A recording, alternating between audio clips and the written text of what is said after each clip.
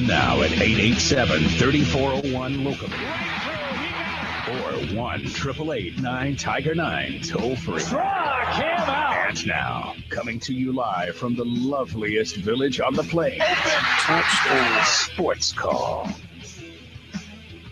Hello again, everyone, and good Friday afternoon. Welcome into the latest edition of Sports Call. I am Andy Graham alongside Brett Pritchard, and he'll be with me for the first hour of today's show, and then he'll step aside, and I'll be joined by Scott Hardy for hour number 2 of the Friday edition of Sports Call. We appreciate so much all of you out there joining us today, whether that be on 93.9 The Tiger or Sports Call Auburn. No, that's the Twitter feed. It's the whatever you want to join us on. It doesn't really matter. It's via the web. We appreciate you joining us today. The sportscallauburn.com. That's the website. What is the Twitter? I forget. At Sportscall. At Sportscall AU. I got it. There's a lot of things going on in my mind. I mean, your mind's racing today. It is. Give us a call. We'd love to hear what's on your mind this afternoon. 1-888-9-TIGER-9 toll free locally at 334-887-3401 on the AO Tourism Hotline. It's just the excitement of one week closer to the start of college football season. Isn't that what it is, Andy? Ants in my pants. There you go. I am ready for it to get on. We're closer now than we've ever been, obviously. Less than 1 week away from the official beginning of college football on that Thursday night. Auburn will play a week from tomorrow. You remember who we played? The Louisville Cardinals. How about that? And we'll start off the show today going to the AO Tourism Hotline. Absolutely. Getting it kicked off early. Steve, you're on Sports Call. War Eagle, gentlemen. War Eagle, how are you?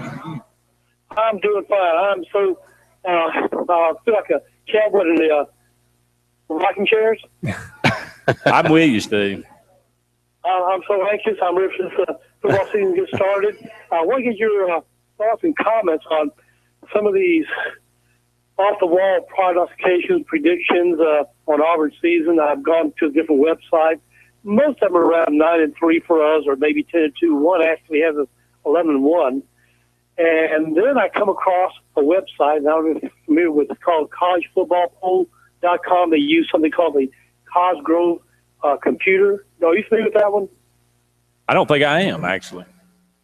Anyway, you might want to check it out. Anyway, they've been there for a long time. Anyway, prediction for of course, what would you think their prediction might be to astonish me? I would say somewhere in between 8-4 and 11-1. Yeah, well, I wish we were. They have a 6-6. Wow, that's got to be a nuclear situation. I would think. If we go 6-6 after the expectations that we're faced with this year by most all publications and most prognosticators, that's going to be some turmoil on the level of the playing. Well, they have us winning just 2 SEC games, and those are Kentucky and Mississippi State, and that's it. That's comical. I'm sorry. That's just comical. I just want to get your thoughts, and of course, we're not getting any love from Kirk Herbstreit this year. Yeah, that's my thoughts. That is my thoughts, Steve. That's comical. I mean, it's absurd. I mean, I'm not saying that we're going to win the national championship, but to think that this team is going to win 2 SEC games, that's ridiculous. You guys are a lot more, I'd say unbiased than I am. So to give me your thoughts, I'll hang and listen. What kind of information could possibly these people, not just this website, but other people, what do they use that could possibly come up with some of these kind of predictions like 6-6? And what do you? I want to get your comments on Kirk Herbstreit. What do you think he is looking at that makes him love LSU? Thank you, guys, and I'm looking to an undefeated championship season. War Eagle. Thank you so much, Steve. We appreciate your call. 1-888-9-TIGER-9, 334-887-3401. There's all types of different ways to come up with why you can finish at certain, like you said, 8-4 to 11-1. I mean, I think you saw on the SEC network, they picked Auburn to go 11-1 and lose to Arkansas. That was the only loss they had, Auburn losing, and or the game that they had them losing. So, I mean, everybody at this point just is so close to the time for football to start. Everybody's just trying all types of different things. And look, Kirk Herbstreit, I don't know the love and infatuation with LSU. Maybe he's just going out on a limb because everybody likes Auburn and Alabama out of the Western Division, and maybe he feels like LSU, if they can get good quarterback play, can really make a run. But to be honest with you, Kirk Herbstreit's been defensive ever since everybody criticized ESPN of the love fest with the SEC. So he's made it a point now to go right dead opposite against the SEC to prove that ESPN does not have a love fest with the SEC, when in reality they do, Andy, because there's billions of dollars that have been poured into this SEC network, and guess who owns the SEC network? ESPN. So, I mean, you can sit here and say all day long that there's not a connection to them, but there is. And so Kirk Herbstreit has tried to remove himself from that and tried to prove and defend ESPN by saying that. That's what I truly feel. Well, look, if you go and you look at some different people around, Phil Steele is very high on LSU. He's usually a guy that does a lot of study. He feels like that they have a tremendous amount of talent, and he feels like they'll figure the quarterback situation out, and he loves the running back, obviously.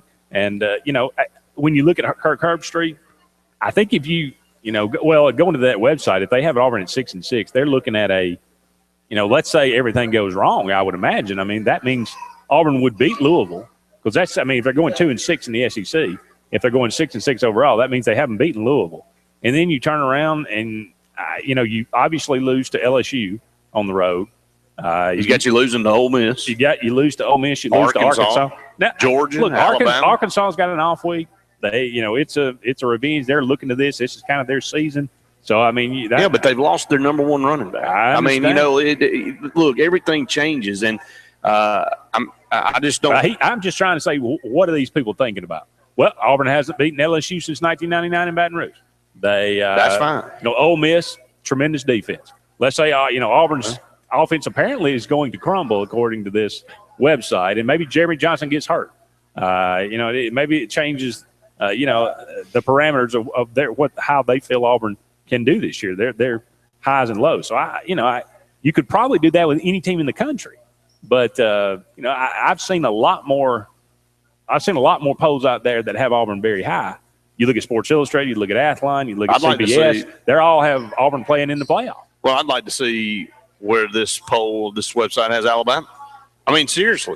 I mean, Jeremy Johnson going in. I know he's 11-1. Well, probably so, but I mean, Jeremy Johnson, I know hasn't been the starter yet, but it's been pretty much confirmed for a long time he was going to go into the season, and Malzahn's really been impressed. Brett Lashley's been impressed with what he's done in fall camp. Alabama's, meanwhile, over there with 5 guys. They can't figure out who's going to get the first snaps. I mean, we're talking about Alec Morris now. I mean, we've gone through Barnett, and we've gone through Morris, and Jacob Coker. I hadn't heard his name in 2 weeks, so he must be out for sure. But, I mean, you got all these guys. And then when did LSU all of a sudden decide that they've got a All-American quarterback down there? I mean, they went back and forth all year and couldn't get one to solidify the position. And Brandon Harris still hasn't really stepped up to the plate and said, I'm the man. I don't think, because he hadn't proved it in a game yet. So, and I know his start against Auburn on the road last year was a very tough situation for him. I get that. But until he can go out there and prove on a week-in and week-out basis, I mean, quarterback play in this league determines how successful you are. And I like our chances as much or better than anybody in the conference right now. I don't disagree. I mean, I look at Auburn. They got like you said, the solid foundation at quarterback. They got a solid foundation at offensive line. They got good running back play. It looks like the H-back situation is going to be very good this year. The receivers are very good this year. So offensively, I don't really have a lot of worries. It's the defense. I mean, we all feel like Will Muschamp's going to make a big difference. We all feel like that Auburn's going to come around and be a better team defensively. Will that happen? I don't know. But even if it doesn't, Auburn's proven they can win an SEC title with one of the worst defenses in the league. I just don't see – I mean, I'm not saying it couldn't happen, okay? Anything can happen. I don't see 6-6. I mean, I really don't. I mean – I think that's an outlier, though. I mean, that's one website. Okay, let's not get bent out of shape over – what one website comes up with and decides they're going to put out there. I mean, who cares? To be honest, I mean, they just want you to click. I mean, that's no. What they want you to do is spend 15 minutes talking about it, like we've done to start this show, and that's what we've done. And the bottom line is, all of this stuff in a week will be hogwash because the season will be underway and things will be ready to roll. And we'll see. I mean, Auburn goes out and loses a little. We may be worse than that. So, I mean, just hold just hold on to your horses and hold on to your britches, and we'll see how it all plays out. Yeah, if you're in that room with rocking chairs, tuck your tail between your legs. So you don't want to get run over. Right? We'll talk about some more like that for the rest of the show. We'll talk about it is high school football night in the state of Alabama. There's some games last night, some big-time games tonight. Auburn at Opelika. And Benjamin Russell, of course, plays Central Clay County here in Alexander City. We'll talk about some of those games. Auburn apparently will do a walkthrough today. They'll take Saturday off, and then Sunday will begin game week preparation. So it is here. It is about to be game week in Auburn. The depth chart will be released on Tuesday. So looks like I think we all have a pretty good idea of what that's going to look like. We'll kind of run down our projected depth chart and maybe talk about some of the starters, some of the backups. And I'd like to hear about everybody's biggest concerns about Louisville, about that first game. We'll talk about the Louisville Cardinals a little bit today, kind of look at them, what they did last year, how many starters they bring back, what kind of team we're going to be looking at. Illinois fires their head coach a week before the season. They actually play next Friday night amid talk of players being unsatisfied. Abused, too. Abused. Just a weird, crazy situation. I don't know. Like I said, I don't know if I've ever remember a guy being fired 1 week before the season. I mean, Mike Price in spring, that was pretty rare, but 1 week before the season, it's kind of crazy. Yeah, this is not that Illinois was threatening to do anything. Yeah, not that it may actually turn out better. I mean, they may find somebody that can win, but no, that is complete and total instability heading into the season, and not what you want to have to deal with. Not to say the season's a wash or whatever, but it's hard to overcome something like that. No doubt about it. The SEC quarterback situation taking a little bit more shape. We'll talk about some of the big South Carolina names their starter. Florida actually names their co-starters that they will play both in the first game. We'll see how that works out for them. Talk about the rest of the starters in the SEC. And no guest today, so we'd love to hear from you. 1-888-9-TIGER-9 toll free locally at 334-887-3401 on the Auburn Opelika Tourism Hotline. Sports Call today is brought to you by Home Place Mortgage. Home Place Mortgage of Auburn and Lake Martin, the region's best mortgage professionals, and rates for all new home or refinancing mortgage services. Come to the right place. Home Place Mortgage of Auburn and Lake Martin. You can check them out at homeplacemtg.com. As we wrap up the first segment here, the Wall Street Journal article, it really hasn't gotten much play at all nationally. It's not. I haven't seen it. It's not on the page of ESPN. Even Paul Feinbaum only mentioned it briefly. So I was going to give you a chance to just give your thoughts on it since we didn't talk yesterday. We've already been down this path. We've already talked about this before, and I know it's a little bit different spin about how Auburn's going to. The athletic department's going to the university trying to get them to keep a major, but we've already talked about these. We've already talked about sociology back when, talking about public administration now. There's nothing to this. It's somebody trying to dig up old junk and try to make a headline out of it when they need to go out there and try to find something that really has some newsworthiness to it. That's really all I've got to say about it. I don't want to spend any time on it. It's irrelevant. I heard, Jason on here with you guys yesterday, and I take his stance. It's just one of those things. Here we are about to start the season. Let's see if we can come up with some kind of dirt and try to stir up some controversy. And really, it's so funny that everybody's just blown it off. You haven't seen anybody react from inside the program. Nobody said a word about it. Like you said, ESPN, Paul Feinbaum, anybody else that has a talk show really hadn't paid attention to it a bit. So that's my take on it, and I think that's where we need to stay with it. I think you're exactly right. That sums it up about as well as we could possibly do it. That's going to do it for the first segment of the Friday Sports Call, but be sure to join us. We're coming right back right after this.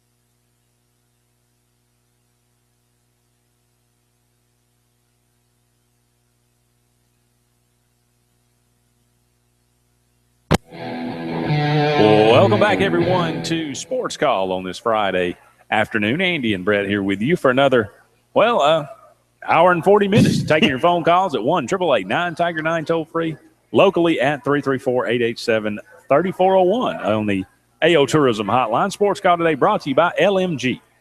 Lee Marketing Group. From logo design and branding to ad placement, LMG can handle it all. For ease of time, cutting-edge, results-driven marketing campaigns, think Lee Marketing Group, your comprehensive marketing solution. Be sure to check them out at leemarketing.net.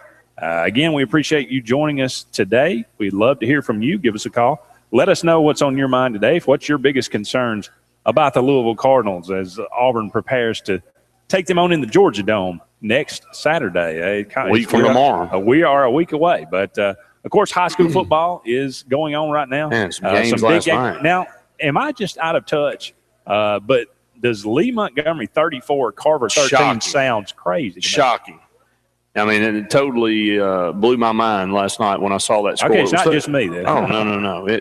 That game was, I believe it was 28-0. And then they came back and in the second half and put a couple scores on the board. Carver did. But, Carver almost beat Bob Jones in the Champions Challenge last Saturday.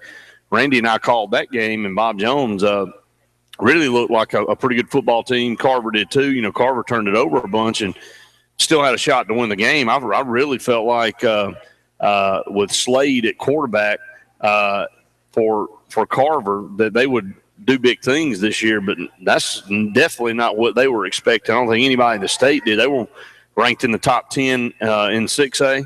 They won't be anymore. That's for sure. And Lee Montgomery has spanked two opponents now. They have last week they ran away with a win, and then this is a very impressive win for that program that's been down for quite some time in the city of Montgomery, looking like they're getting some things turned around back over at Lee Montgomery. So totally shocking there, Andy. I'll be honest with you. Also last night, Southside of Gadsden 49, Hoax Bluff 14. Why does that game matter? Well, Auburn commitment, Alaric Williams, he was running back in that game for Southside Gadsden. 10 carries, 163 yards, 3 touchdowns. That's not a bad game, but he did it in a half. So that's a pretty good game for there, Alaric Williams. Yeah, he's a good player. 2017 commit. Yeah, if he sticks with it and signs with Auburn, I mean, Auburn doing a good job of going to Southside Gadsden. You already got Tyler Carr down there, part of the team, and now him. Auburn doing a good job going up to what typically is Alabama territory up there around the Gadsden area and pulling out some pretty good recruits. Dadeville 40, Reeltown 13. That's always a classic matchup on an early Thursday night in the season. Reeltown, Jackie O'Neal came back this year after retiring. But I had a friend that went to that game, said Dadeville moved the ball extremely well. The Alabama commit actually playing quarterback Sean Jennings. Sean Jennings, yeah. I think people are a little bit surprised that actually that was that. Well, it was another case in point of a team jumping out on somebody, and Reeltown's always been a program that for everybody that has followed them and everybody in this area around Auburn, Opelika, and Tallapoosa County have really followed Reeltown and know the history of that program. They're a grinded out, run the football type team and eat clock up, and when you get down 2-3 scores like they did early to a team like Dadeville, really puts you behind the 8 ball and really kind of forces you to do things that you really didn't want to do and change your game plan. And they fought back a little bit, but weren't able to really ever get back in the football game. As you said, Sean Jennings is a tremendous talent. He proved it playing quarterback last night. He's going to be a defensive player for the University of Alabama. I heard his name all night last night. I listened to the broadcast, and he just made play after play on the defensive side of the ball. And a lot of people don't know it, but I found out a little information. He was kind of hampered with a hamstring going into that game. It was very iffy if he was even going to play last night. So obviously able to fight through it and played a tremendous game and had a huge part to do with Dadeville winning that game handily, putting 40 points up on what generally is a very good defensive team by Jackie O'Neal at Reeltown. A huge rivalry game tonight. I'm sure everybody in the Auburn area, Opelika area, looking forward to this one. Auburn travels not very far, but to Oklahoma, to Opelika. I was about to say, if they travel to Oklahoma, it's that would far. be pretty far. Yep. Auburn, they defeated Gadsden City last week. Had to come from behind to win that game, 45-38. Opelika defeats Hillcrest Tuscaloosa, 34-20 last week. This one, you got. I mean, Auburn moves up to 7A. Opelika's still in 6A now, but it's a huge rivalry matchup. I think Jake Bentley, a guy that I think Auburn may be looking at as a quarterback. For Opelika, you got any sense, any feeling for this guy? I like Opelika in the game. I mean, I'll be honest. I know it's a big win for Auburn to go up to, Gadsden City and pull that win off after Gadsden City came down in a couple of overtimes last year and won the game. But that was a back-and-forth affair. I may be wrong there, but Opelika's strong. I think Opelika was hampered by a tremendous amount of penalties last week, which is not uncommon in a first game of the season. We see that happen a lot, especially in high school football. But it's a tremendous rival ball game here tonight in Lee County, and it'll be fun to see who pulls this one out. New coach at Auburn, Weingarten. Who's the coach at Opelika now? Blackman. Okay, he's still Brian there. Blackman. Yep. Mm-hmm. Again, interesting matchup early in the season. Not usually a typical early season matchup. Right? No, usually had this at the end of the season, but week 2 here, you bump them up and play an out of region opponent usually, and that's what this will be tonight. And this game's been being played over here for a long, long time, and we'll continue to do that. Opelika, very talented. Auburn, lots of talent. It's always fun to get together. I know Jason Caldwell said he'll be making the trek over to watch that ball game. So we'll keep our eyes and ears on that game, see how it turns out. If you're headed out to a high school football game tonight, we'd love to know where you're headed. Give us a call and let us know. 1-888-9-TIGER-9 toll free. Locally at 334-887-3401 on the AO Tourism hotline. As you said, out of classification, out of region game here in Alexander City, Central Clay County comes calling for Benjamin Russell. Last week, Central Clay won over Mumford 21-7. Benjamin Russell defeated BC Rain 33-14 at home.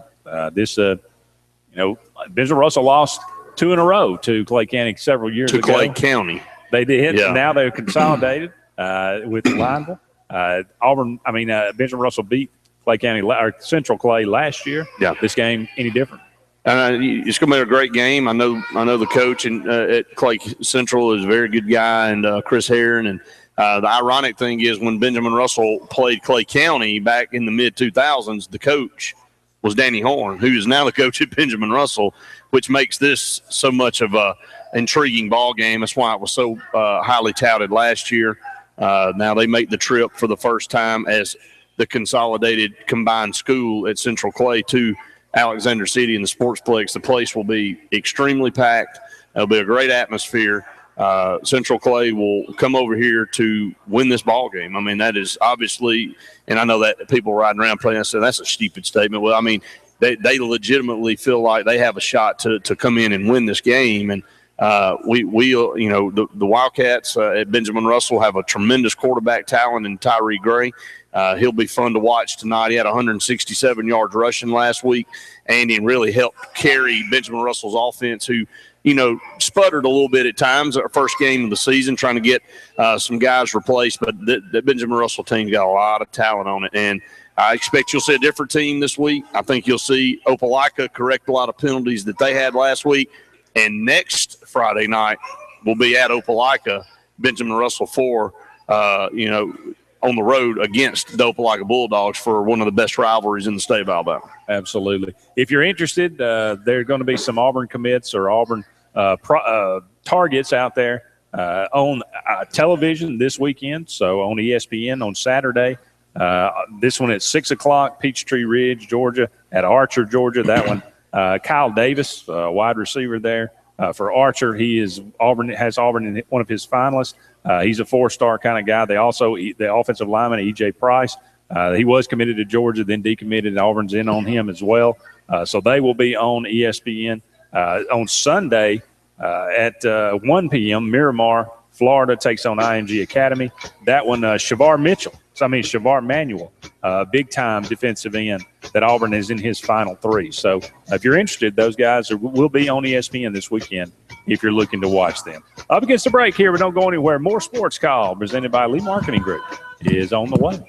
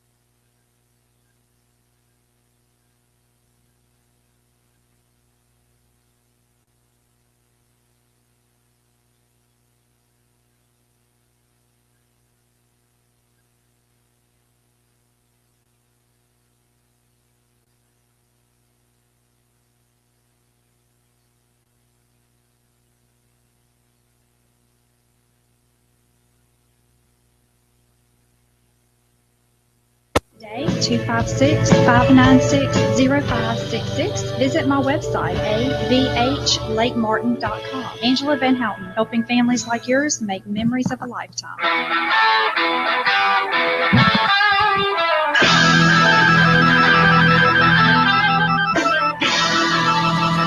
Hello again, everyone, and welcome back to the Friday edition of Sports Call. Andy and Brett here with you until 6 o'clock, taking your phone calls at 1-888-9-TIGER-9 toll-free or locally at 334-887-3401 on the AO Tourism Hotline. Give us a call let us know what's on your mind today. If you're traveling to a high school football game, let us know what game you're going to be attending. If you got any thoughts about Auburn's opening opponent, Louisville, what's your biggest concerns? We'd love to hear about those as well. Auburn apparently will do a walkthrough today. They'll take tomorrow off, and then Sunday begins game week preparation. And Gus Malzahn says that Tuesday they will release a depth chart. There are apparently still some position battles going on. I feel like they probably have a good idea. But center, left guard, maybe even some in the secondary, punter, maybe still position battle. But when you look at the projected depth chart, I don't know. It looks – I feel pretty good going into the season, to be honest. Yeah, I do too. And, I think this is one of the most shored-up rosters that Auburn's had in a long time going into a season, Andy. So, and I think I feel that way probably because we got a quarterback that has solidified himself going in. Not that anybody felt like Nick Marshall had not solidified himself last year, but Jeremy Johnson had come onto the scene and was doing really, really good and was challenging Nick Marshall, which is what you want. You want to have that in fall camp so that guy doesn't become complacent. But, Cam Newton, even going back to him, he was a guy that came in and nobody really knew a lot about him. So and even after A-Day, a lot of people were like, ooh, this guy's got a lot of hype around him, but little did we know how he was going to turn out. And, dating all the way back to Brandon Cox, is the first time Auburn's gone into a season really knowing who that starting quarterback is. So we haven't had to battle and deal with all this controversy and splitting reps with first team and all this kind of stuff. Although, Sean White's gotten his fair share of reps and he's got to be on point and go because you never know with the injuries, especially in the SEC. But for a change, Alabama's having to deal with this. And they've got 5 guys. It's not like they got 2 guys. They got 5 guys. And I really want to know if that's – are we – do we know everything that's going on? Is there really 5 guys that are battling for that position, or is there more like 2 of them battling for the position and we're just kind of keep throwing them all out there? Because 5. That's ridiculous. Have 5 guys a week before the season. You just can't give them that reps in practice. I just don't. I think surely they have narrowed it down to at least 2. I've heard. Alec Morris's name is really propelled itself to the top of the list. Are we serious right now? I think it depends on which day it is. I'm not saying I don't know anything about Alec Morris. No. But I just. I know he was punting in the spring game at one time. They said Cooper Bateman is a wild card. Well, he was at wide receiver, wasn't he? At one. So I don't. You got 5 guys sitting there. Is this 5 guys in fries? I don't know, but you're just trying to figure out who can solidify. This is game week coming up, basically. You're here at the weekend. Next weekend you're playing a pretty good Wisconsin team, and I'm not to say that Alabama's not going to get it figured out. Not to say it's the end of the world. They can have somebody that can go in and they can probably shape and mold the offense to fit whoever that guy is. Maybe they're not going to be able to do everything they would like to do in a game, like a game opener like Wisconsin against a team like Wisconsin. But you dealt the cards that you dealt, and you had to go with them. So some people think that Nick Saban is just lip service when he says it's not. We're not saying that we want to do this. We're not saying that we will do this, but it is a possibility that we will play more than one guy against Wisconsin. Well, they did last year. They did. Playing 2 guys is one thing. They want to go play 3 guys out there at one time. That's a kind of a different story. But I've just never seen a quarterback battle with 5 guys. Not this late in the season.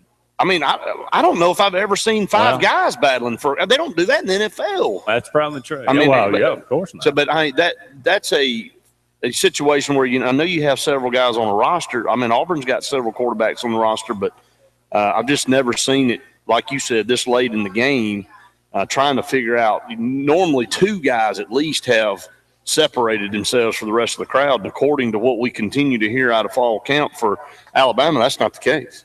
Well, I think Alec Morris he's the lone kind of 3-star guy that, it'd be funny. I guess it would be interesting at least if he ended up winning the job amongst all the quote-unquote 5-star blue chippers.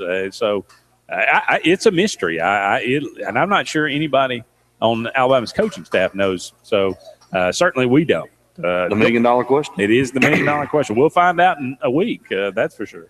Running back for the projected depth chart. Rock Thomas, Peyton Barber, Javon Robinson. It's one of those three. I mean, the way things have been going, the way the talk has been going, I'd kind of be surprised if Rock Thomas wasn't out there played number one. But I expect all three guys to play. Oh, there's no doubt about it. I mean, all three of those guys, you know what, I'm pulling for Peyton Barber. I really am. I mean, he has been a patient guy. He was a very talented running back. You know, going into last year, coming out of the A-Day game, you know, he got hurt right out of the gate right there, and there was so many high expectations surrounding him. I really felt bad for him, and you know, he got down the depth chart, and good to see that he's fought hard and battled and earned him a shot up there at the starting role, and looking forward to seeing Peyton Barber get several carries. H-back, you know, it's been between Cameron Petway and Chandler Cox, a redshirt freshman and a true freshman. I think Cameron Petway may, you know, end up being the guy that gets the most minutes there, but Chandler Cox, it sounds like he's going to play. And speaking of that, this recruiting class this year going to be one of the few, or one of the ones that we look back on, and hardly any of them are going to redshirt. That's exactly right. It's pretty incredible that this may be one of those classes we look back on as kind of a foundational class for the next 4 or 5 years. Definitely can be. Unbelievable. Well, maybe somebody can give us a little bit of insight on Alabama. If there's anybody that can, our very own Luke Robinson can do that. Luke's on Sports Call with us. Luke, how you doing, buddy? Maybe not. Luke, you with us? No, Luke. Maybe Luke can call us back. He was there, but he's not any longer. So Luke, he got all the information, Alabama information. Maybe he got some from us this time. No, I don't think so. He'll definitely call in and give his take on that for sure. So hopefully we get Luke back on the phone to talk about that, because I think that is an intriguing story to have 5 guys.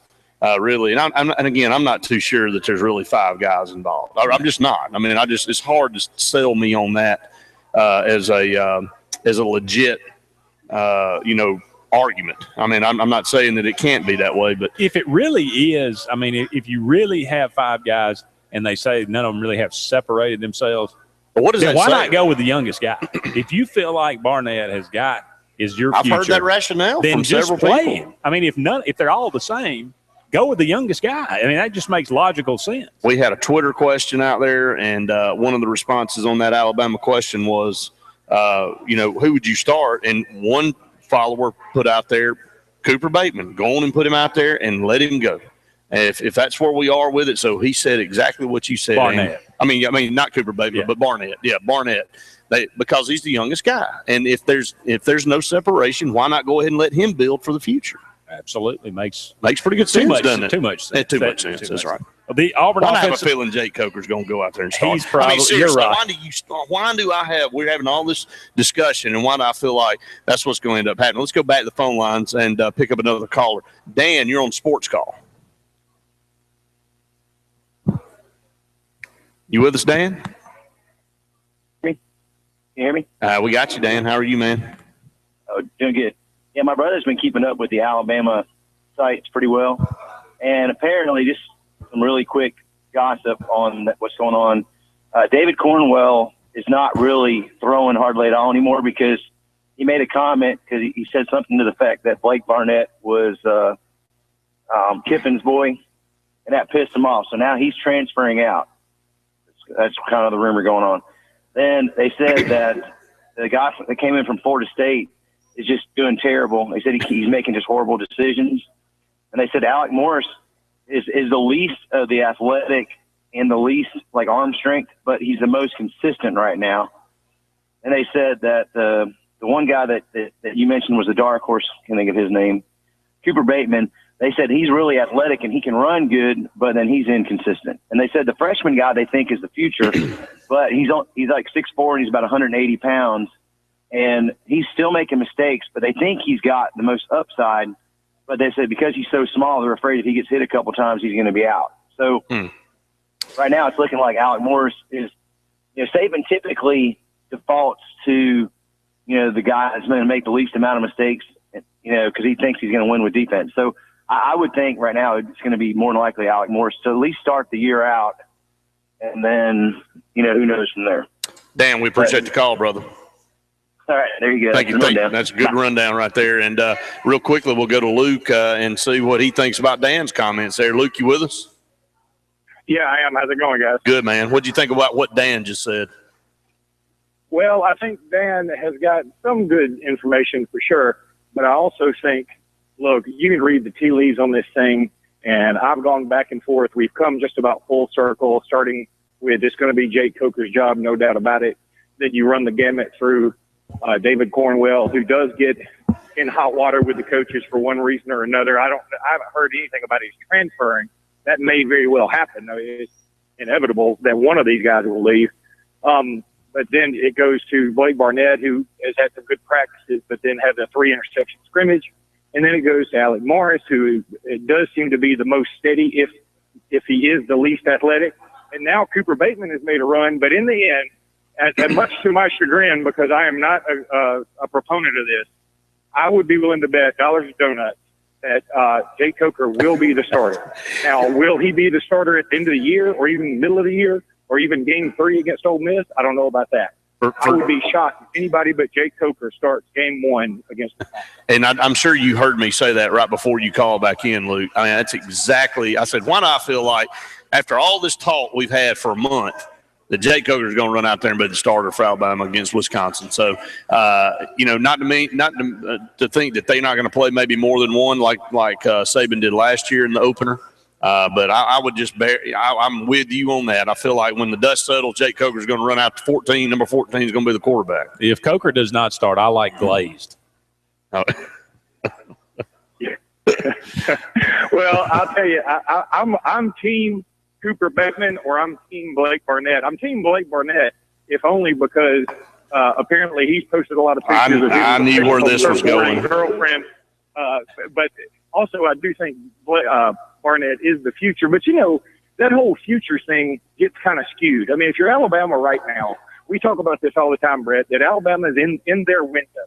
They're in their window to continue winning championships. Now, you can make the argument Alabama's always in a window to some degree, but the window is more open now than it has been in quite some time. So don't worry about the future, worry about the present. And so if Jake Coker, if they feel gives him the best chance to win, that's who they'll play. I don't, based on all the reports I've heard, and I'm not in practice every day, I believe that somebody, somebody to lead this team is somebody else. Yeah, well, you know, I knew where that comment was going, Luke. I knew he was your man because of his girlfriend, the pictures on there. And look, man, you know, if we could only just do our hair like Blake Barnett's hair, maybe that was the answer for all us a long time ago. Well, hey, y'all used to get on to us about the Bama Bangs. Now we got somebody with the California Malibu, and y'all getting on to us about that. I mean, you know, pretty boy hairdo, man. What else can you say? Well, listen, I mean, what is he supposed to do, shave it? I mean, he's got some pretty good hair, I'll tell you that. We've digressed to talking about a guy's haircut. Luke, we appreciate it. We're up against the break, man. We'll holler at you soon, okay? All right, guys. All right, thanks so much. Stay with us. You want to do your hair that way, Andy? Yeah, really. Stay with us. More Sportscall presented by Home Place Mortgage right after this.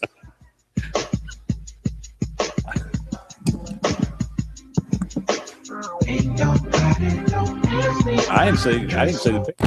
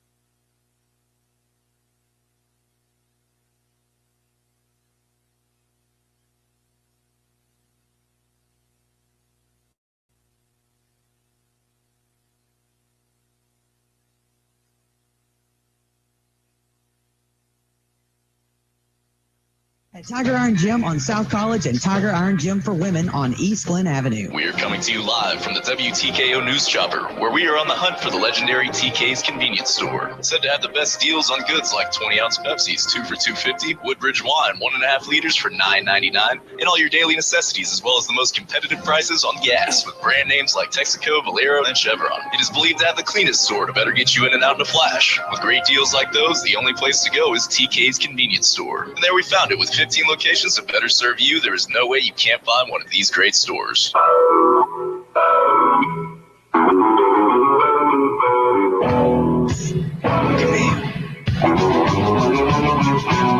Welcome back, everyone, to Sports Call on this Friday afternoon. Andy and Brett here with you. Brett with me for one more segment, and then he'll step aside and travel over to the Sportsplex, call the game between Clay Central and or Central Clay and Benjamin Russell tonight.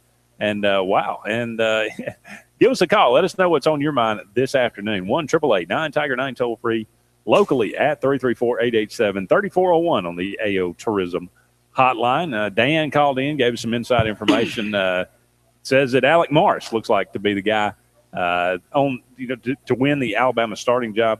The lesser of five evils, it seems, according to Dan's information. Luke says he thinks he'll probably end up being Jacob Coker. So after all. And they said that, maybe one or two transfer, and if that's the case, the way they're playing right now, where are they going? Who are they transferring to? Usually when a guy like David Cornwell, it seemed like maybe he was pushing to win the job, and all of a sudden he just kind of falls off the earth. That is usually a precursor to a guy. And certainly when you have five quarterbacks out there, that you got a young freshman come in that's supposed to be a hot shot. Somebody, like Lou said, somebody's going to end up transferring. So that's valid. Yeah, it is. It's a valid point, and it'll be interesting to see how it all plays out. But I just feel like Jacob Coker is going to be the guy that goes on the field for Alabama next Saturday when they take on Wisconsin. But we'll see.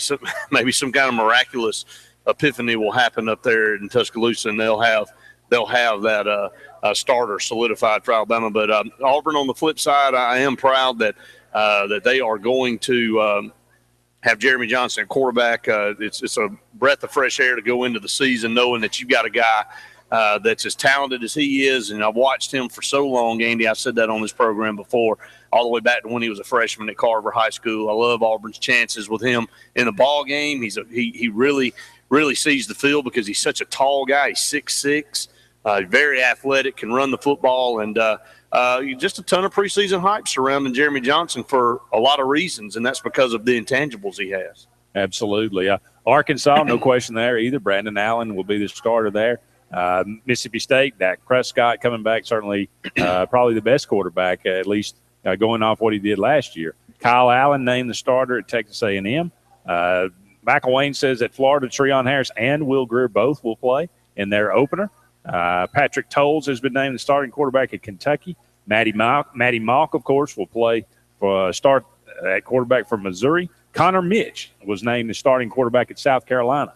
Don't know much about him. I think he's a redshirt sophomore. About anybody in South Carolina. Spurrier said it was a very close race, but like he was a little bit ahead. He likes the way. He said he's going to give him, in true Spurrier fashion, he said we're going to give him every opportunity to continue to be the starter the rest of the season. Of course, absolutely. So Joshua Dobbs will be the guy at Tennessee. And Vanderbilt, Johnny McCrary or Wade Freeback, we'll have to wait and see. That's a hotly contested let's battle. Just hold on to our seats right there and wait on that one. Georgia looks like they've narrowed down to two guys, Bryce Ramsey or Grayson Lambert, the transfer. So, Bryce Ramsey was the backup last year. Interesting to see how that one plays out. Ole Miss, I think, I think Freeze says that he knows who the guy's going to be, or at least he feels like he does. You got Chad Kelly, Ryan Buchanan, Devontae Kincaid. You feel like it's probably going to be Chad Kelly, but, Freeze pretty tight-lipped about it. Yeah. And then Brandon Harris or Anthony Jennings at LSU. Which is it going to be? I think it's down to those two guys. I don't know who else they got. Brandon Harris. I really think he'll end up being the guy throughout the season, but we'll see. I want to go back to the Florida comment. You think McElwain would love to have Brissett at quarterback? Again, the transfer to went to NC State. He is tearing it up there and comes back, and a lot of expectations surrounding Jacoby Brissett up at NC State this year as he moved from Florida a couple years ago. Well, they're passing offense has been abysmal. It's been in the hundreds, I believe, in the last 3 or 4 years. He's tearing it up. He absolutely is. But Will Greer was, he's a capable guy. I think they feel pretty good about him as a drop back passer. So it's a matter of who you want. I mean, Treon Harris, a more athletic guy. Yeah. It's the same thing with everybody else. I mean, it's Louisville. Louisville has not named. They've got several guys. I'm sure they probably know, but the more athletic guy that can run a little bit, or the drop back passer, who's it going to be? Interesting to see. We'll find out. I mean, these questions are the ones pressing of these teams it's a week before we all kick it off, and still quarterback battles going on. A lot of uncertainty. A lot of uncertainty. That's why I think a lot of people feel like the SEC may be not quite as good maybe as it's been because of the quarterback play, but you never know. Some of these young guys, they may be the best what about we've seen in a while. Situation? Trevor Knight. Benched. I mean, so there you go. I mean, it's not just SEC and programs in the SEC that are having issues at quarterback. Oregon's going to start a brand new guy, so transfer in from a Division II school. You go with the guy that you feel like is going to there's a lot of unproven guys out there this year. That's going to do it for the first hour of the Friday Sports Call. Never fear, I will be back with Scott Hardy for hour number 2. The closer. The closer is with us. Brett, good luck. Good luck to Benjamin Russell as you go over there to the Sportsplex. The Fox Sports Report is coming up next. Hour number 2 of Sports Call right after this.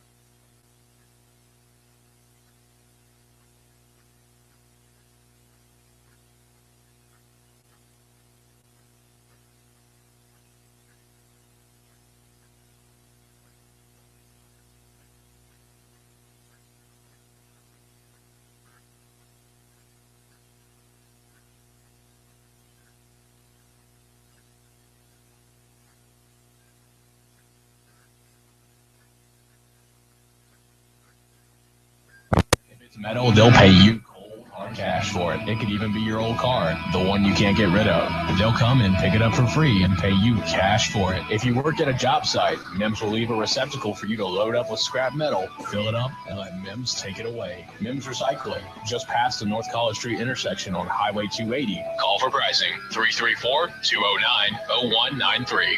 Nestle is committed to delivering pure, great-tasting water to you and your family. And by pure, Nestle means every drop in every bottle of Nestle Pure Life is filtered through a 12-step quality process. And by great taste, Nestle means that they enhance their water with a unique blend of minerals. Stay hydrated and refreshed with Nestle Pure Life, which comes in a variety of sizes, perfect for anyone looking to live well. Right now, pick up 3 Nestle Pure Life Sports Cap bottles or 2 1-liter bottles for just $2 at one of 15 TK's convenience store locations. If you're looking for Auburn gear, shop Auburn's #1 superstore, the Big Blue Bookstore.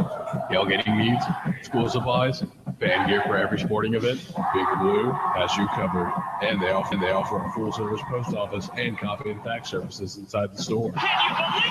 The Tigers have done it again! The Big Blue Bookstore is your Auburn t-shirt headquarters. Buy 3 t-shirts, get 1 free. What's that? Spencer on the phone. Auburn wins! Get everything Auburn at the Big Blue Bookstore in the Winn-Dixie Shopping Center on South College Street in Auburn. Because thieves can watch mailboxes like these, Auburn Bank recommends these. E-statements from Auburn Bank provide quick, secure access to your account information with digital reminders to let you know it's ready, days ahead of mailed statements. Once established, you can instantly access up to 18 months of statements, including check images. Learn more about e-statements at auburnbank.com or stop by a location near you. Auburn Bank, since 1907, your partner, your neighbor, your friend. Member FDIC. It's the one and only new and used automotive clearance sale at Walmart on South College Drive. This week only. Get low. Walmart clearance sale prices on over 150 new and used vehicles. 2015 F-150. Walmart sales takes you up to $12,000. 2015 Fusion as low as $19,900. No credit? No problem. Credit problems? No problem. We'll do our best to have you driving today.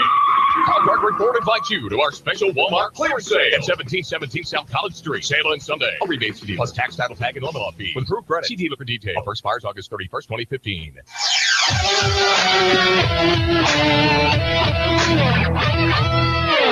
You better buckle your seatbelts because it's going to be a show to watch.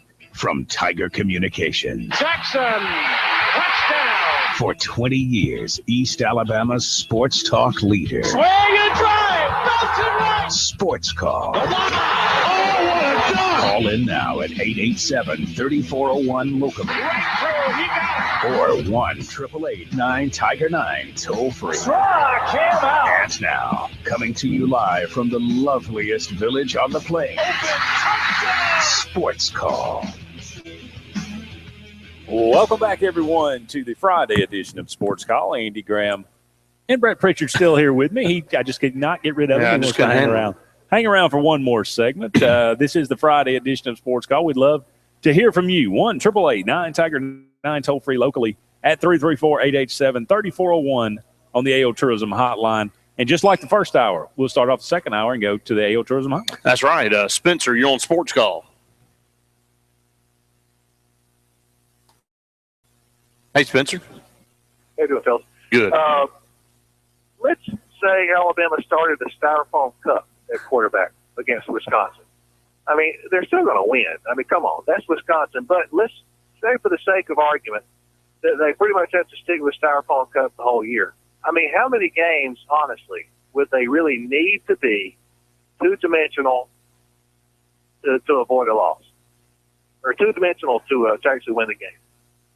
I'm counting 3 games that they would actually need something from the quarterback. Well, yeah, I think Ole Miss early, that defense is probably good enough to force them to be two-dimensional where the quarterback would actually have to, make some plays to win that game. Well, what does Ole Miss have on offense? I don't know as they have much of anything, yeah. No, that's what I'm saying. So I think the Styrofoam Cup wins that game too. I'm thinking 3 games where they will play a team where they would need to have something from the quarterback other than handoffs and pitches. That's just my take. I'm an Auburn guy, so I don't have a dog in the hunt. But when you recruit as well as you do up and down the roster as they have, and you're a well-coached team and well-prepared, I mean, you should be able to absorb somebody who just manage the game, and that's all they really need. So as long as you don't have somebody with glaring turnover problem at that position, I think they'll be fine. It's a good point there, Spencer. I mean, we'll and Alabama's been that way for a long time. I mean, last year, Blake Sims, nobody really felt like Blake Sims was going to be, a guy that could really get it done, and he did. I mean, he really played extremely well. Of course, he had Amari Cooper and ended up being able to throw the ball pretty well. But it'll be interesting to see how it all plays out for Alabama. And if there's a team over the last 10 years that hasn't really had to have a dynamic guy at quarterback, although they have had some pretty good ones, it's Alabama to get it done. All right, love the show. Y'all take care. Thank you, Spencer. Appreciate the call. Yeah, I mean, I've heard other people say that. I've talked to Alabama fans, and, I heard a discussion, and I said, well, who do you think's going to be the quarterback? I had one Alabama fan tell me, it doesn't matter. We'll put somebody back there, and he'll be competent enough to get it done, and we feel really good. But it's the running back depth, that's an issue now. So, I think Alabama's a little bit more vulnerable than they have been. What about the offensive line situation, too? I mean, not to say they're not good up front. They are, but, I think you can kind of work yourself into a situation where you feel like every year is just a repeat of itself, and it's not the case. Even with how Alabama's recruited over the last 7, 8, 9 years. But I'm thinking that whoever it is that plays is not going to be terrible. Okay, I mean, it's not like one of these. It's like I have nobody to pick from. I mean, the guys may not be living up to their billing in camp, but I think when the game gets underway, then they'll put him in positions, whoever he is, to not beat them. Okay, I mean, they may have to have him make a play or two here or there, but I mean, all of those guys that we've talked about are talented enough to do that. It seems like what we're hearing, though, their biggest problem with these guys is that they're turning the ball over, and that can cost you a game. If you got a guy out there that is going to throw, 10 or 15 interceptions this year, that could be a problem, and that certainly can cost you a game. So it's not just about his arm strength or his accuracy to some degree, but every time it seems like we have a situation like this when there is this much consternation about an issue, a quarterback, one position, it seems like it works out one of two ways. Either we look back on it at midseason and say, what were we worried about? This guy's great. Or we look back at midseason and say, boy, you could obviously see this coming. This is terrible. It usually works out one way or the other. It's either really good or it's really, really bad. Yeah, I don't think there's not many in-betweens in that kind of situation. But we'll, again, I go back to what I said earlier. I think Jacob Coker will be the starter for Alabama next Saturday.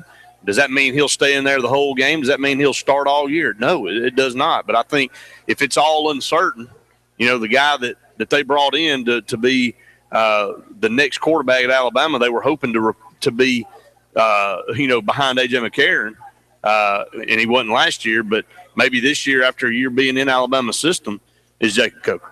I want to mention this before we get too far into the second hour here. The Auburn women's soccer team, number 16 in the country, they play their home opener tonight at the Auburn Soccer Complex. It's 7 o'clock against UAB. Then they'll come back on Sunday, and they'll face Furman at 1 p.m. They're 2-0 on the season. Again, number 16 in the country, so a very high ranking, one of the highest they've had in quite a while.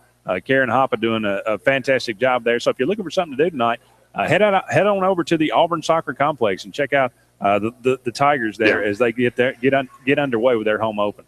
Let's get back to the phone line. Shadow, you're on Sportscall. Thank you for taking the call. I just want to point out the difficulty I think Alabama's facing to be in, essentially bringing on a first-year quarterback again and having an Auburn schedule. I wonder, how good do y'all think their record is going to be at the end of the year? Well, I think, Spencer makes a good point. As talented as they are and as good as their defense, I think, is going to be, if they have a guy that they don't feel confident in and he turns the ball over and he is not really effective, they could lose 3 games. Well, that's the same thing. That's the same thing that I believe. And every single year we're supposed to believe that at every position Alabama has, that they're going to be better this year than they've ever been. I'm just wondering, with the teams that they're facing in Arkansas and LSU and Texas A&M and Auburn and being in the fact that a lot of these teams are going to the spread offense, I think this could be the worst season in some time in Alabama for a multitude of reasons. And I, for one, I'm looking forward to it. I think it's going to be a great year. Auburn's going to win the national title. Alabama's going to get the toilet bowl, and what a better way to start the year. Thank you. We appreciate it, Shadow. That is a good prediction to start the year. Might as well just go on and get it started early, right? Well, that's a pretty positive call there. I mean, I think he predicted national title maybe in 2013. We were close. Real close. Real close. I don't know about the toilet bowl for Alabama. No, that's not going to. That may be wishful thinking. But they could lose 2 or 3 games. They definitely which will could. keep them out of a playoff. I mean, and prevent them from winning. And so I heard this brought up before I go, Scott.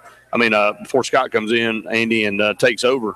For me, Urban Meyer, if he wins a national championship this year, you know how many that gives him? 4. 4. You know how many Nick Saban's got?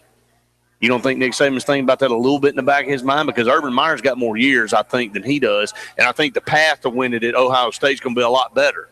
As far as, and what I mean by better is easier. Okay, so I think in the back of his mind, and then this will be 3 years now that Alabama would not have won a national. I know that sounds almost absurd, but, what Nick Saban had put together and for, in that little stretch there.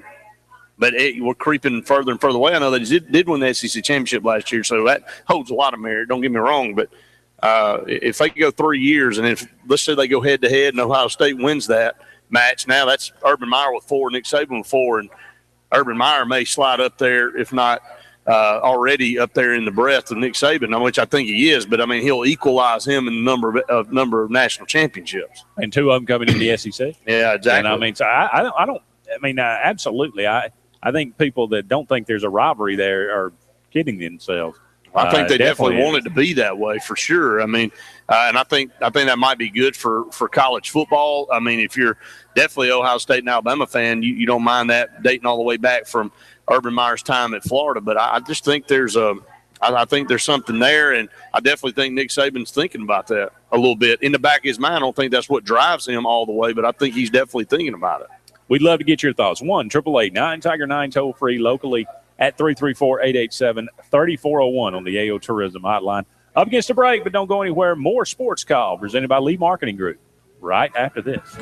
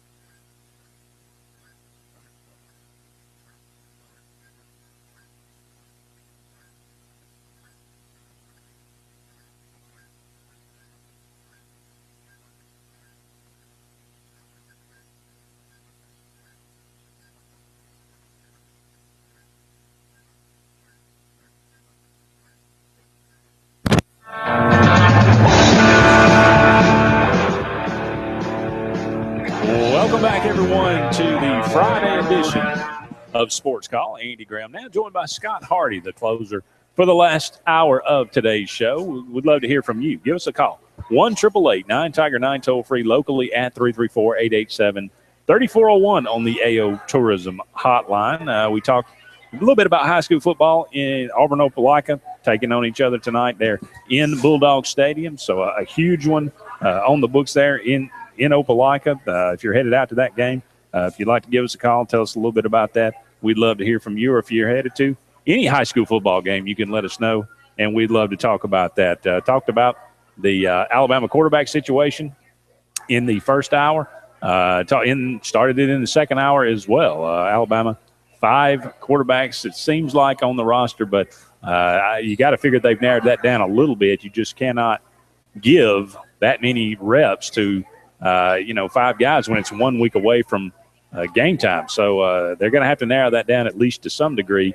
It'll be interesting to see. We've heard Alec Morris now, maybe the leader in the clubhouse. Boy, that would be a shock, I think, to everybody. Jacob Coker, he is a guy that was there last year, probably knows the offense better than anybody else. Cooper Bateman may be even a wild card. I think he was playing wide receiver for him at one point. So it's just, who knows? Then you have the true freshman Blake Barnett, but you got a stone you want to throw in this river? I'm just excited to see that we're this close to game time and they don't have somebody that I can be their still think they ought to go with my theory, play all 5. I mean, they're going to – I see at least 2 playing. Ultimately, I think it'll end up being probably – I was a big Cooper Bateman fan the whole time, and a lot of that has to do because I think he's probably the least talented of the group.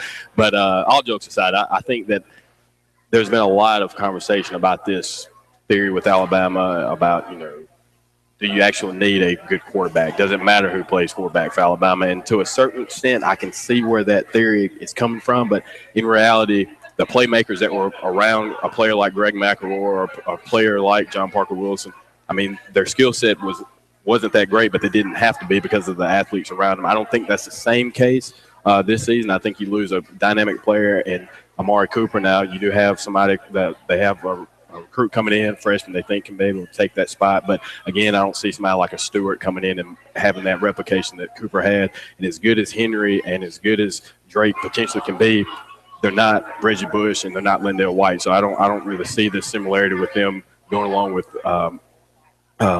Kiffin. So, again, I think Alabama will be a very good football team this year, but inefficiency at quarterback is going to be a problem for them all season, I do believe.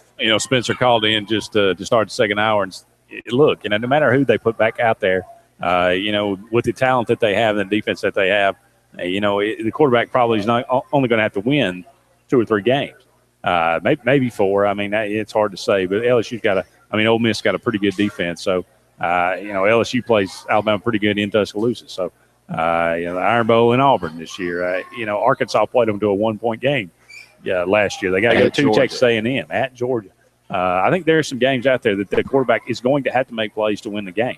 He's going to have to not turn the ball over. And I think that's what we're hearing from the scrimmages, and that's why the inconsistency you keep hearing about. So, I understand that point, like you say, but I don't know. It's going to take it. I think it's a different year in that I don't know if the offensive line is as good as it's been. Obviously, there's some issues with running back depth. A lot of the wide receivers have been hurt in preseason fall camp. Amari Cooper. So, yeah, Kenyon Drake, he looks to be a fantastic athlete. Can he stay healthy? Can you get him the ball to be a playmaker? Surely, they'll find somebody that can throw it to him behind the line of scrimmage. But can you throw it to him downfield? Those are the kind of things that can make a difference between, being in the playoff and being in the How does this happen, though? Like, in reality, how does a team like Alabama, who, for the most part, can pretty much go along with Ohio State, those are the 2 hottest programs right now. They can go in any place in the country and go pretty much, for the most part, select whoever they want. How is quarterback how is that not a major emphasis for them? Although that doesn't necessarily seem to be the recipe for them to be able to win championships. So I do get that, but I don't think any of the players that have won championships were recruited by Saban, if I'm mistaken. So you don't think what now? The people that won championships, none of those guys were recruited by Saban. Right. So that's what I'm saying. It just seems like that's been the one aspect of his recruiting, if you look at what he's doing, I'll take out Jamarcus Russell. He hasn't really had a big-time quarterback. So I think that one of two things you could critique him about is his inability to find a quarterback, but the way he's been able to get things situated on the defensive side and build a great offensive line and a running game around them, that takes pressure off of them. So I guess it's whatever you choose to like. But again, I do feel like that at some point, that's when you're in a game against a Texas A&M or an Auburn, like last season, where you have to score 44 or 55 points to beat an Auburn team. I mean, that's unheard of. So you do need somebody out there who can at least extend plays and keep things going, and which was something that they did have in Blake Sims last season. It's a good point. It'll be interesting to see. No news yet. They're being pretty tight-lipped about it. We'll have to wait and see how it all comes out. But we'll talk a little bit more about Auburn for the rest of the show. Obviously, they take on Louisville at the Georgia Dome 1 week from tomorrow. Louisville, a very formidable opening opponent. I think some people – I mean, the spread on this game is, 11? Is it still, double digits? Is that accurate? Do you feel, what are your biggest concerns about Louisville? Bobby Petrino, very cagey, offensive mind, one of the best out there. He can find weaknesses. He can exploit them. Louisville 9-4 last year. I think they were 5-3? 5-3 in the conference. So they lost to Florida State. They were in that game for 3 quarters. Florida State kind of pulled away late. They got beat by Georgia in a bowl game. I think it was the Belk Bowl. Pretty handily. But Virginia, that was the one that was kind of the outlier. I don't remember a lot about that game, but that was the one on the schedule where I looked at it and I thought, well, that didn't really make a lot of sense. Yeah. I mean, well, I was, we were talking off the air before we came on, and I was saying, I've kind of been taken for granted Louisville. I know the record was there, but they finished 9-4, but 9-3 in the regular season. They do have that game 23-21 against against Virginia, but the teams they lose to, Clemson 23-17, Florida State 42-31, and then Georgia kind of beat them handily 37-14. So you're looking at the teams that beat them. 3 of those 4 teams are either could be or teams that this season going into, or a lot of people think could be contenders for the Final Four. Last season, Clemson put together a pretty solid team, so that's nothing against them. And then Florida State obviously makes the Final Four, and Georgia, had they not had the blunder against Georgia Tech, they could have been there's no telling what happens with them. So I think they do deserve more attention than I think some fans have been giving them, and I definitely will take some blame in that as well. But as you said, Bobby Petrino is one of the better offensive minds in college football. I think he's right there with Urban Meyer and Gus Malzahn and the Art Browns of the world. So I think that what he's been able to do with the offense, kind of catapulting what they were able to do with Charlie Strong. Charlie Strong's a defensive guy, but he did have Teddy Bridgewater. So mixing those recruits that they've had on the defensive side of the ball now with his offensive scheme, I think they'll be pretty good for a long while. Todd Grantham comes in last year and really does an outstanding job with their defense. They lose a lot. I think they lost 7 NFL draft picks off this team last year. So a lot of those on defense. When we come back, we'll talk a little bit about this year's Louisville team, what they have coming back, starters coming back, what their offense looked like last year, their defense, but what we can expect to see 1 week from tomorrow. Join us when we come back. More Sports Call presented by Lee Marketing Group is on the way.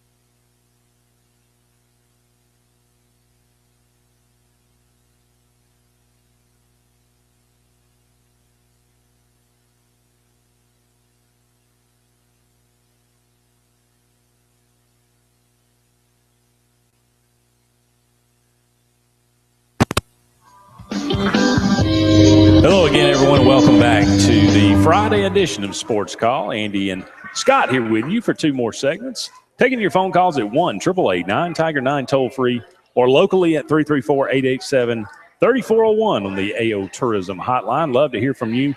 Give us a call. Let us know what's on your mind. What's your biggest concerns about the Louisville Cardinals as Auburn prepares to play them? Auburn goes through a walkthrough this afternoon, tonight actually, or then they'll play or they'll take tomorrow off, and Sunday begins game week preparations. It is upon us. Auburn has a depth chart that's supposed to come out on Tuesday, and we have kind of a projected. We feel like we understand what the top, at least the first 22 are going to look like, but still maybe some position battles. Alex Kozan, Devontae Danzy at right guard, our left guard. That one seemed to be going down to the wire. I feel like Austin Golson probably he'll take the center position, but that guard, I wouldn't be surprised either way. It'll also be interesting to see who lines up to take the first snap at running back. I think all of them will play, but it'll be interesting to see who starts that game, who ends up getting the most carries throughout that game. But the Louisville Cardinals, formidable opponent, as we said, 9-4 last year. Just kind of run down some of those numbers from that team last year, offensively and defensively, Scott. Well, they're a team that returns 11 starters, Andy, 6 on offense, 4 on defense. On the offensive side of the ball, averaged about 31 points a game, so they were in the top 50 in the country in that. 142 yards rushing per game, a little over 250 yards passing, 400 yards of total offense, and 40% on third downs. Gave up 39 sacks. Gave up 39 sacks. So on that in particular, I hope that we're able to see what everybody's been hoping we're going to see from those two big defensive ends, Byron Coward and especially Carl Lawson. So seeing that kind of gets my appetite ready for what we should be able to do on the defensive side of the ball. But we'll move on to their defense, which is really where they've impressed me the most. Only gave up a little under 22 points per game, which put them at top 25 in the country. Gave up 110 yards rushing per game, which is top 10 in the country. Gave up less than 200 yards per game, right at 200 yards per game, top 26 in the country. 310 yards of total yards per game, which is number 6 in the country. So, I mean, if you're the Auburn offense, you're hearing that. I want to see first how we're going to be able to run the ball. I know that's going to be a main ploy for what Auburn's going to be able to do offensively for the rest of the season. But in particular in this game, as you said, we don't really know who the running backs are going to be, but whoever it is getting those snaps, I want to make sure that they're doing what they need to do to kind of set the tempo for the game. But 310 yards of total offense, as I said, making them number 6 in the country, 32% on third down, so number 10 on that. So defensively, really surprising, a little different than what you would expect from a Petrino team. Yeah, again, Todd Grantham done a fantastic job there last year. But they lost a lot. I think they lost their entire secondary. But you bring in 2 transfers from Georgia, Shaq Wiggins and Harvey Clemens. They were not able to play last year, obviously sitting out, but just like Trey Matthews. So it's going to be somewhat of a reunion with those 3 guys. Kind of interesting. The controversial transfer from TCU, Devontae Fields. He's a guy that, just caused a lot of havoc in the Big 12. He transfers out under some, unsavory circumstances, ends up at Louisville. They say he's adjusted well. He's going to play. He's in good standing. So, but that 39 sacks, like you say, the fact that Louisville gave up that many sacks and the fact that they, I think, only bring back 2 offensive linemen. So, going to have 3 new starters out there on the offensive line. Auburn could not get a pass rush at all last year. That was one of the biggest problems for the whole season. Carl Lawson obviously not playing. You referenced Byron Coward, Devontae Lambert coming back off an injury. Montrevious Adams, they say. That's practice, who I want. I don't mean to cut you off, but that's one player that I would like to see stand out this season. Since he stepped on the field since he's come to Auburn and stepped on the field, he's somebody who I thought had immense talent. And hopefully now with the coaching that we'll get, I'm not going to say it's all him, but hopefully the way things are going now, he'll be able to produce the way that we've hoped he would be able to. But he's somebody who has the body type, and if he produces how I think he can, he'd be a very, very good NFL player. So he's somebody that I would like to see step up this season. Louisville, as far as I know, has not named a starting quarterback. There's 2 or 3 guys that they could go with. I think Gardner last year was a guy that got hurt about midseason, but I think he threw 1,600 yards, had 12 TDs, something like that. They got some other guys that are a little different to run them. I think that Bonifant He runs the ball a little bit more. His passing numbers are not quite as good. But so Auburn, Will Muschamp coming into this game doesn't really exactly know what to expect, but I don't have any doubt Auburn will be prepared. I like the fact also that Louisville doesn't run the ball as well. Like you said, 140, basically yards a game. Auburn has really struggled. They have given up they've given up almost 180 yards a game running the last 3 years. I mean, that is just astounding. I wrote a column about that, and that's the one thing that you got to fix. Just before you do anything else, you got to stop the run. It's still, I know offenses have changed, and it's a more wide open spread kind of world, but if you can't stop the run, you can't stop anything. And the thing is, and obviously I don't think that they go hand in hand, but it does appear to be that way since the Tony Franklin era started, when we kind of changed to that offensive philosophy to what we're doing now with Gus. Defensively, we've seen it drop each year, and so especially being able to stop the run, and that's something that if you're anybody familiar with Auburn prior to the hiring of Tony Franklin, that's kind of changing our philosophy. Auburn was always going to be in the top 10, at least on the defensive side of the ball, being able to stop the run, always in the top 2 or 3 in the conference, being able to stop the ball running. So you saw some linebacker play kind of drop, defensive line play drop. So I'm really excited to maybe just get some of that culture back to what we used to seeing back when Muschamp was there the first time. So, again, being able to stop the run is mandatory, especially if you're going to play in the SEC, in particular SEC West. Auburn, it'll be a good start for them. Like I said, a lot of instability on the offensive line. They gave up a lot of sacks last year. It's a good opportunity for Auburn to get some confidence from those. Carl Lawson coming off injury, like I said, Lambert coming off injury. Devontae Russell, a guy that's gotten a lot of good publicity this fall camp, a guy that they feel like they can trust. Very good against the run. So Louisville not bringing back a 1,000-yard rusher this year. I think their leading rusher at about 700 yards. So it sets up well for the defense to really, be able to take advantage of some weaknesses for the Louisville Cardinals. But like you said, on the other hand, they got to prove a lot. This secondary for Auburn is not a lot behind the starters. I mean, the ones that are, a lot of true freshmen. The Davis boys, Javaris and Carlton, Jeremiah Denson's going to get a lot of playing time. They feel really good about those guys. Travaris Robinson obviously done a really good job, but Louisville in much the same boat. Again, they replaced their entire secondary. They're a lot of talented guys, but very much inexperienced. So, when you look at it as far as Auburn's offense versus their defense or their offense versus Auburn's defense, what's your biggest concern?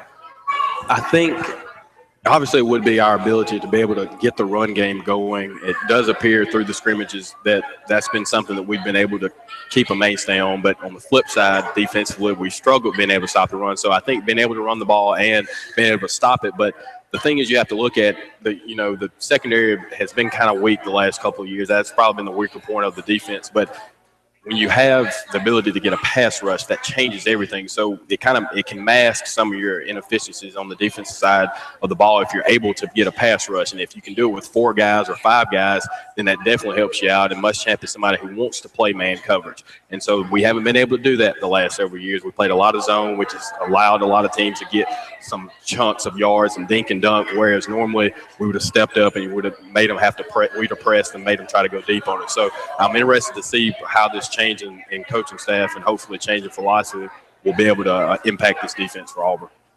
Really looking forward to that game a week from tomorrow, 2:30 on CBS at the Georgia Dome. A lot of interesting games in week 1. As we said, the kickoff on Thursday, a little less than a week away now. North Carolina, South Carolina kicking that off. South Carolina names Connor Mitch their starter. So, a lot of people, and I've said this before, South Carolina, the team that I feel the least confident about my pick. I had them going, I think, 5-7, but I feel like they could win 9 games. I mean, if South Carolina? Yes. Andy. If things go right for Scott. They've beaten Georgia. No way. They've beaten Georgia, 3 out of the last 4 years? They've beaten Florida. I mean, all they do is win. Well, okay? I mean, I understand that you think that they don't really have anything. I think they're trash. I hate them. No, I'm just joking. I think that they're right ahead of Kentucky and Vandy. I think they're right ahead of Kentucky and Vandy. 7. You think their absolute ceiling? I mean, I don't think they can beat Georgia. Tennessee's very well improved. I don't know who they play out of the East or out of the West rather. I don't know. Whoever I'm not sure. But Kentucky, man, that's 2, and whoever they're out of the non-conference games are, so that's 4 wins. And so then maybe they can skate by. And I don't know. You don't think they can beat Florida? I picked them to beat Florida, but see, nobody knows what's going to happen with this Florida team. I think they're going to surprise some people. I'm not saying they're going to win 9 or 10 games, but I think that they're more trash. No, I'm kidding. I'm just kidding. Touche. But no, I don't know. I just think that this is the most I've heard Steve Spurrier talk in a long time, and that doesn't bode well for me because I think he's trying to kind of mask the fact that they're not as good as they have been, or it could be a ploy to maybe say we are a little better than we are, and you just sit back and watch what we do. Because if you watched the Auburn game last season, that was the most fun I think I've seen him on the sideline in a long time. He had a lot of fun in that game. He brought back some of his play calling, and they were intent on trying to win that game. I think that was a major game for them to be able to try to get a win. But I love Steve Spurrier, and I think he's one of the best coaches ever, especially in the Southeastern Conference. But this season, 5-7. I think. Well, that's what I picked them. I picked them to go 5-7 but I'm telling you, they, just when you think you've got them pegged, they'll put something out. Crazy stuff happened for them. Well, they could beat Missouri. You tell me they can't beat Missouri? I think they can beat Tennessee. I think they can beat Florida, and I think they can beat Georgia. I mean, everybody. You always think that Georgia's going to come in and wipe the floor, and South Carolina beats them, or it's either a 1-point game in the fourth quarter. So. I don't automatically just assume Georgia's going to run the table here. Okay? I'm banking on Georgia not being Georgia this season. Last year I picked them to be in the Final Four. I'm not going to go that far this season, but I do think that they'll be representing the East in the SEC championship. But we'll see. I'm really hoping for Mark Richt's sake they at least can make the Final Four, because if you're a Georgia fan, like now that Auburn's got that the weight off or the monkey off the shoulder and being able to monkey off the back rather, and being able to win a championship, it relieves some pressure a little bit. Obviously, you want to continue to be as successful as possible, but Georgia needs one more than anybody, and I can appreciate the fact that they've been so consistent, yet they haven't been able to win. Well, you never want to start a season when, you haven't named a starting quarterback a week before the season starts. So, and you're hoping to win an SEC title. That doesn't always work out so well. So, Georgia's got a great running game. They got some players on defense. I don't know how great they'll be. Schottenheimer might be pretty solid for him. What's he ever done in college? Who knows? Yeah, sure. He's an unknown. Yeah, but I don't think to be quite honest, I don't think he'll be any better or any worse than Bobo. I was never a big fan of his. Maybe it's just because of that throw he made in 1996 when they came back and beat Auburn in overtime. That's neither here nor there. Up against a break, we'll be back with one final segment of the Friday Sports Call right after this.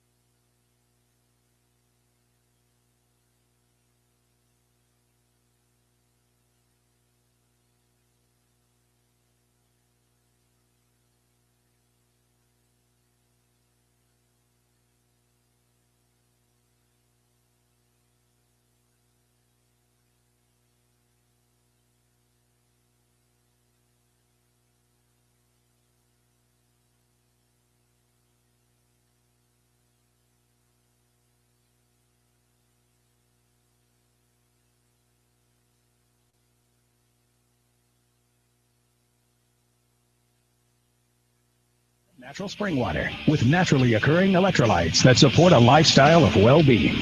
When you need to refresh, revitalize, and replenish, it's always Resource Natural Spring Water.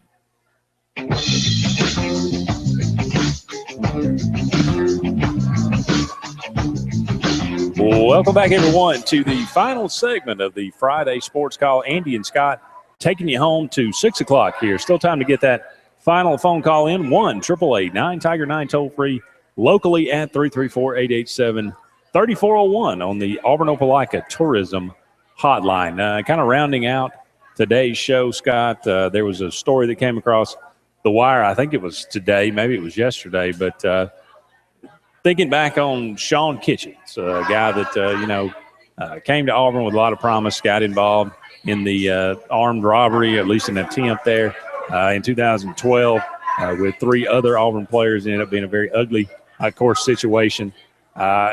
Wondering what happened to him. Well, apparently he, was sentenced to 15 years. It was kind of a split sentence with 3 years of imprisonment and 12 years suspended. According to a September 9, 2013 court order, Kitchen was supposed to serve the weekends, of this sentence, and he was going to be in this Wake County detention facility in North Carolina. They allowed him to go up there to North Carolina, and he actually played on scholarship for football at a small college called Shaw University. Now, he enrolled in there in 2012. Well, come to find out, he hadn't served a day of that sentence up there in North Carolina. First off, this is one of the most bizarre things I've ever. The football aspect of it is kind of crazy in itself, but I remember when all that happened, and that was just such a dark stage for the program. That we were at the worst possible moment ever you could be, or plateau you could be at for a program. But that's just what's wrong with people now. You get an opportunity to kind of redo things, and they're letting you do what you came to school to do in the first place, and maybe help you get a better future. And then you don't go on the weekends when they tell you to go. Now, I'm not saying that that's an easy thing to do. Obviously, it's probably not. But if it beats going all 7 days of the week compared to just those 2. Well, apparently he's in the Lee County Detention Center now, so he is going to be due in court here. I think October 6th. So that's when his hearing is. But does this say more about the legal system than him himself? I mean, I understand you want to give a kid a second chance, and you want to try to give him every opportunity to maybe get his life straight or whatever. So, you come up with this, which I don't know is this common to let a guy go out of state when he's done being accused of and found guilty of what he was? And then to not even, nobody's watching. Nobody is up there in North Carolina has any idea of what's going on there. You don't, the kid doesn't show up the first day. You don't go knock on his door and say, hey, by the way, you're supposed to be in the pokey this weekend. But no, he's just up there. He's up there on scholarship, playing football. And after he graduated or either finished his time there at Shaw, he tried out for the NFL. What's happened? How did I not know this? But going back to what you said, there are 2 types of defendants in the world. Ones with good lawyers and ones with not as good lawyers. And apparently he must have had a really good lawyer, because there's no way that this should have gone on as long as it have. That was a huge thing that happened too. So it's not like there was some minor fight or scuffle or something. It was armed robbery. So, that is a legit felony. So I don't know why he's just walking around like he is. But I applaud him trying to give him an opportunity. But, now you just set the precedent for whoever the next person is that screws up. Now they don't have an opportunity. Well, by not serving it now, I guess you bring into the whole. Now you look at that 12 years suspended, all of a sudden becomes now you may do 15 years. So, but looking at, I don't want to get into all this, but thinking about it now, even if he does, well, you got to serve that 12 years. Okay, well, you serve 12 months of it, and we'll call it square. You can do that every second Tuesday of the. What are we doing, Sky? What are we doing? Well, I don't know. I feel bad for the young man, but that was such a I tried not to even – I blacked out 2011 to 13. I have no idea what was even going on with the program there. I try not to know because that was such a down time for it. But I don't know. That's just a crazy story. It's crazy. It's a crazy story. Yeah, who would have thought? I never would have thought. I wondered about what happened to those guys I knew, found guilty, never even served a day. interesting to see. We'll kind of keep you posted about that. But SEC coaches still on the payroll at other schools. Gene Chizik about to finally come off. I think it says, according to ESPN.com, Auburn owes him 3 more months of $200,000 a pop. But just 3 more months, and he'll finally come off the payroll. Nobody won like he won. I will say, now he lost. Don't get me wrong, he lost. But in the game of life, I think he did pretty well. Will Muschamp ain't doing so bad. Well, that's true too. That is true. Though. You know, he's still on the payroll and going to be on the payroll at Florida for a while. Derek Dooley still on the payroll at Tennessee. They still owe him quite a bit. 15 more monthly payments of $104,167. He probably would pay that gladly. I could live off that. Yeah. Ellis Johnson, Auburn owes him. It's funny how Auburn is. Why? Auburn still owes him $2.2 million, I think. Oh, my goodness. Don't tell me stuff like that, Andy. But the one that's the best, Charlie Weiss, you would talk about a guy that had the best contract in the history of sports. I mean, he has, he went to Kansas and ruined that program, which was already bad. And then he went to Notre Dame, obviously, but he's going to be paid $25 million when it's all said and done for doing nothing. I mean, now, he's not even coaching now. What? I want that guy's agent. I want that guy's career. He's probably better served off. I think you look at it, he was one of Belichick's boys, and he and Romeo Crennel both faltered as head coaches. Now, obviously, Saban is somebody who's doing extremely well. Muschamp looks like he might do. He's an extension of Saban, so I always consider those guys Belichick. But none of the Belichick guys really have panned out. You do look at O'Brien with the Texans, who did go to Penn State for a little bit, which I think Franklin owes him a lot to be able to come in, and he kept it afloat until they could get somebody in there for the job. But Andy, I don't know. I'm still trying to get over that kitchen story. That's one of the craziest things I've ever heard. Hadn't served a day of that 3-year sentence, that 15-year sentence with 12 years suspended. But I imagine he'll serve something now. It always comes around, maybe. That's the lesson here. We appreciate you so much you joining us today. Sports Call back on the air on Monday. Will and Bill will be with you at 4 o'clock. For Brett Pritchard and Scott Hardy, I'm Andy Graham. Be careful, everybody. So long for now. We'll talk again soon.